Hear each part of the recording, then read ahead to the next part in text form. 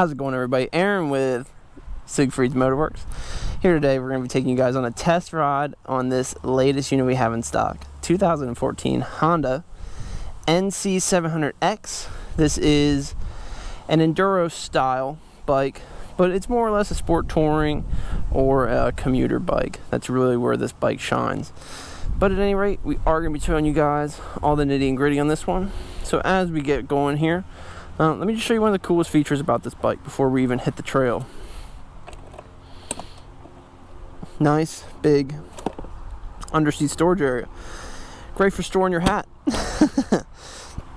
Also, too, another feature I do like is just this gas tank's positioning. So Honda was nice enough to put this little strut in there just so that way it holds your back seat up when you're going to fill your gas tank up. But anyways, let's take you guys out on the road and see what this NC700x by Honda is all about.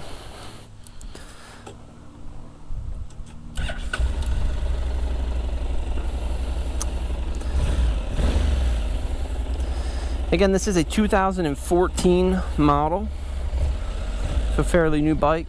This one does have 19,000 on the clock, so she's seen some road, but there's still plenty of life left in this one. As we're going out the driveway here, let's just knock out a couple of quick facts about this one. These numbers come from Bikes, BIKEZ.com. This is a 670cc or a 40.88 cubic inch motor. It is fuel injected with a 6-speed transmission. The only thing I will say about this transmission is 6th gear is more like an overdrive. I wouldn't necessarily say it's a usable gear. It's just more or less for when you're going to be on the highway cruising on this one. Has a 472 pound wet weight, has a 3.7 gallon fuel tank, 32.7 inch seat height, and it makes 51.8 horsepower and 44 foot-pound of torque. So not a bad little rap sheet for this bike here. Alright, this one does also have a higher windshield on it from Honda. Typically it'd be a little bit lower. This windshield does make a big difference, and I did see that when I was looking into these bikes prior to getting it in, that the higher windshield is preferred. So I was pretty happy to see this one did have that on it. But the first thing I want to talk about on this bike is the fact that the seating position, man, this is probably one of the most comfortable bikes I've had the chance to ride here recently. As far as our for sale bikes, gives you in a nice upright position. You feel really in control of the bike, especially to the bar positioning.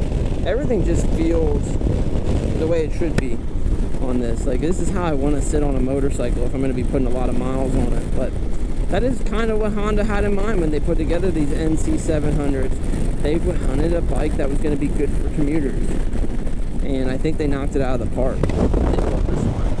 A couple of small complaints that a lot of people have. Sorry, I'm opening and closing my visor. They're trying to get to the point where I like it. One of the complaints that a lot of people have is just the fact that this thing does redline just over 6,000 RPM.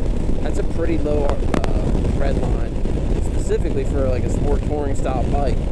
So that is a little bit low, but once you're riding it, you get used to it, and really it just puts all the power in a nice manageable gift box for everybody.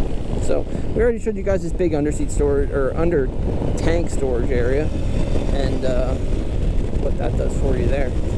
Now, a couple of things when you're looking at this gauge cluster: nice digital tachometer, it does have a clock, also a mileage count, digital speedometer, and then it also does have a gear indicator as well as a fuel level gauge. All digital, nice clean package for your a nice clean package for this Honda NC700x. Power wise, man, I mean, this thing does have a lot of pep. Like when you do go to hit it, it's not as powerful as you know, like an inline four bike, but man, I'm probably beating you guys up on the earphones here with how windy it is right now. Sorry about this. But it does have nice throttle response when you do go down on it. The power is there.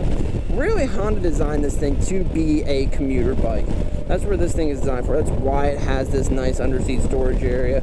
That's why I put you in the nice comfortable position here. And you know, I as a commuter, I mean, this thing would be an absolute killer daily ridden bike.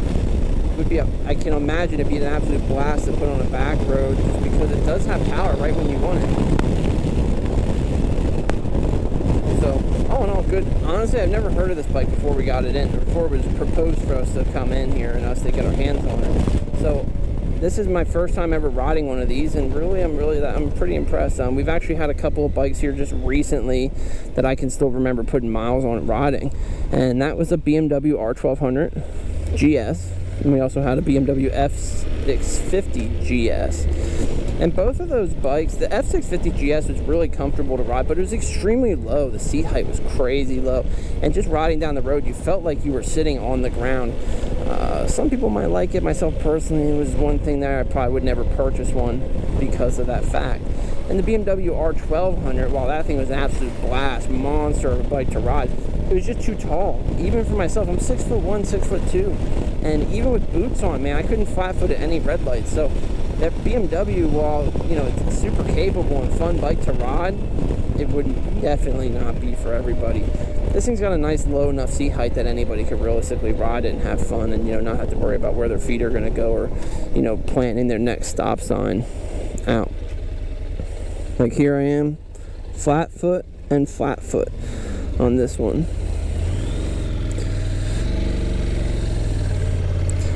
Alright, pull over here quick.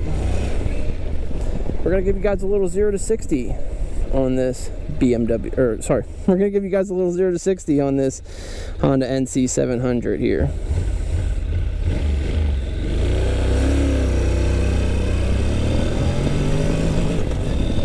There's that rev limit. Not bad, I don't know what it was, but I bet it reads pretty good up here. Just a fun bike. I'm actually going to take you guys down the back road on this one too, just because it is such a fun bike to ride. Handling wise too, I mean, this thing just goes in. I feel like I'm sitting on a dirt bike right now. So that's definitely, like, a lot of people really like that dirt bike style stuff. And man, look at that on the turn. This thing just wants to fall over in the turns. This is honestly a great riding bike.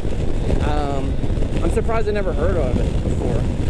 But these kind of bikes in our area, they aren't really prevalent. There's not a whole lot of them. So I'm not surprised I haven't heard of it, and to be honest, I'm glad I had a chance to ride one now, just because it is a really cool bike. If I would see one out in public, I definitely want to talk to the guy and see how they feel about it on the long-term side of things. But sorry.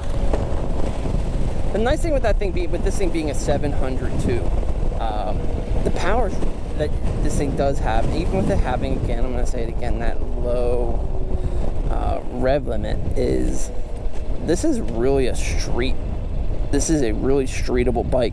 And while it is enduro styled, and it's not necessarily a full bore enduro, like you don't want to take this thing and do full off-road days with it, but dirt trails or any kind of light off-roading, this thing would shine there and give you no problems at all. It's got a real nice, it's nicely equipped to do that, especially too. I mean, these are slightly enduro style tires. There are better options out there as far as an enduro style tire goes, but yeah, this one is these NC700s. You could do some light trail riding with this thing. I wouldn't do anything too outlandish on it, but the option's definitely there.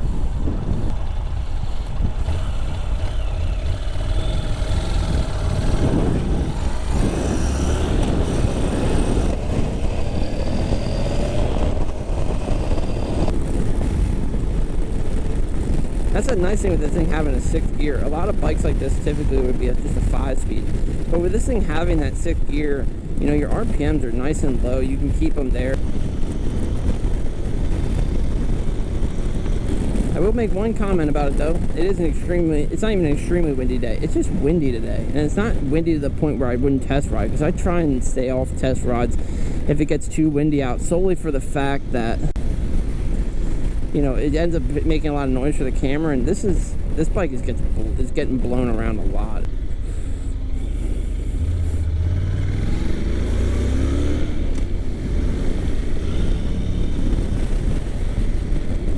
I just do feel like I'm getting blown around a lot on it in comparison to other bikes. I mean, like I said, this is the 4th bike I've ridden today. Yeah. And I didn't notice the wind on any other runs, and it's not any windier than that, but I definitely can feel the wind a little bit more on this. So it's one thing to keep in mind too, I guess, if you are looking for a bike, but it's nothing that's unmanageable. It's not like I'm getting blown all over the side of the road. I mean, it's just, you can feel it there. It's got a little more feedback to the wind. So But for a back road bike, man, this thing's awesome. Like I said, any kind of commuting, and even if you're on the highway commuting, back road commuting, any kind of, you know, road where you're going to be out and about for a little bit, this is amply set up for it.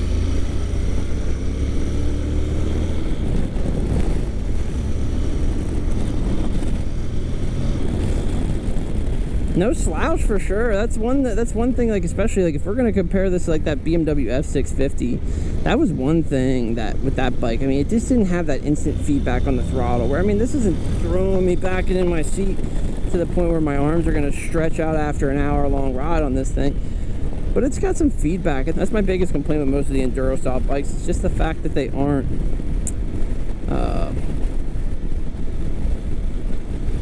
I mean, this thing doesn't have like throw you in the back, you know, throw you off the bike power, but it's got plenty of power. Like, this is actually a fun bike to ride. Honestly, I was a little, I know we had talked about me looking into this before, but I was pretty skeptical on this bike. Just typically not a fan of most of them.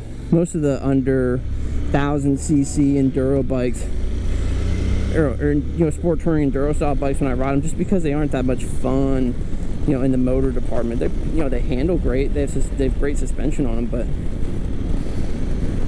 it's not like riding a super sport. And this thing, yeah, I mean, it's not like riding a super sport either, but it's not like riding a super sport either. But it still responds when you hit the throttle, which is pretty decent. All in all, if you're looking for a great bike, starter bike, you know, I mean, I think anyone of realistically any skill level would find themselves enjoying this bike. You know, starters, you got plenty of power that you don't have to get rid of the bike in 2 months. And, you know, advanced riders or people that have been riding for years and years, I mean, it's got plenty of power that you're not going to get bored with it in 2 seconds. It also, like I said, as far as for a street-ridden motorcycle, I don't know what more you could ask out of it.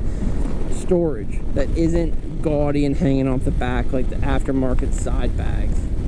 You know, you wouldn't even notice the storage compartment by looking at the bike.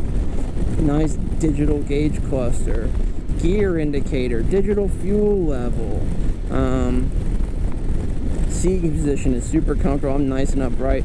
Like I said, I could ride this bike for hours. There's no question about it. Like, if I had to go on a long trip and this was sitting there, I wouldn't think twice about taking it. It's a good running bike. Another couple things on here that it does have that I do like that they've been putting on bikes more and more, but it's still not across, you know, it's not a standard feature, is four-ways. That's a really nice feature to have on a bike, especially if you got to get alongside the road for anything, which you don't want to have to do. But if you did have to do it, it's nice to know that the four-way option is there.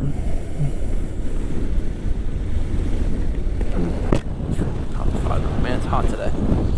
Outside of that, I mean, you have conventional controls, horn, high beam, low beam, kill switch, all the fun stuff. This one does have some kind of throttle lock on it.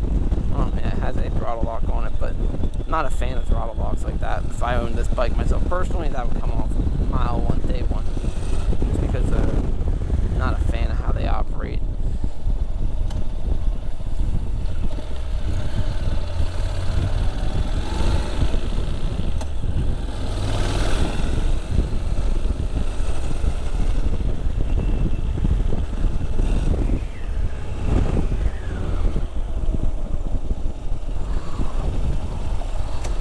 But as we pull back into the shop here, thank you so much for taking a ride with me today. I do appreciate it. And if you can, hit the like button, leave a comment, let me know what you think of this I keep wanting to call it a BMW. What do you think of this Honda NC700X? And as always, thank you so much for watching. Have a great rest of your day.